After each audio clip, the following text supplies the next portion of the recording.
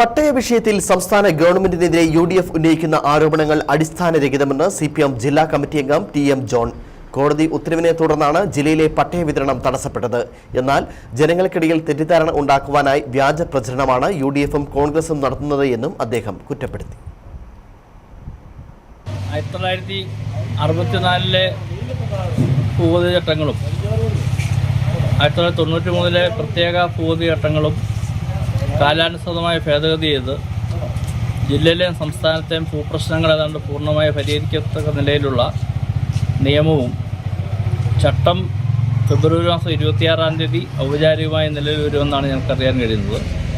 ഈ ചട്ടവും നിയമം വരുന്നതോടുകൂടി ജില്ലയിലെ ഭൂപ്രശ്നങ്ങൾ എന്ന നിലയിൽ അവതരിപ്പിക്കപ്പെടുന്ന വിഷയങ്ങൾക്ക് ഏതാണ്ട് പരിഹാരമാകുന്ന തീരുമാനങ്ങളെത്തുമ്പോൾ രാഷ്ട്രീയ ലക്ഷ്യം വെച്ചുകൊണ്ട് യു.ഡി.എഫ് അതിനെ ആ നിയമങ്ങളെ അസാധുവാക്കുന്നതിൽ പ്രസ്താവനകൾ പുറപ്പെടുവിക്കുകയാണ്.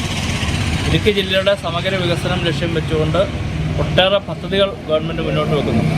ജില്ലാ ആശുപത്രി, മെഡിക്കൽ കോളേജ് അടക്കമുള്ള കാര്യങ്ങൾ വരുമ്പോൾ ഇതിനെല്ലാം ഈ പട്ടയ നടപടികൾക്ക് ബാധിക്കുന്ന കാര്യങ്ങളാണ്. ഇപ്പോൾ ജില്ലയിലെ ദേശീയപാത വികസനം, മലയോര ഹൈവേ, ഇതിനകത്തെല്ലാം പട്ടയ പ്രശ്നങ്ങൾ കൂടി ഉള്ളടക്കമുണ്ട്.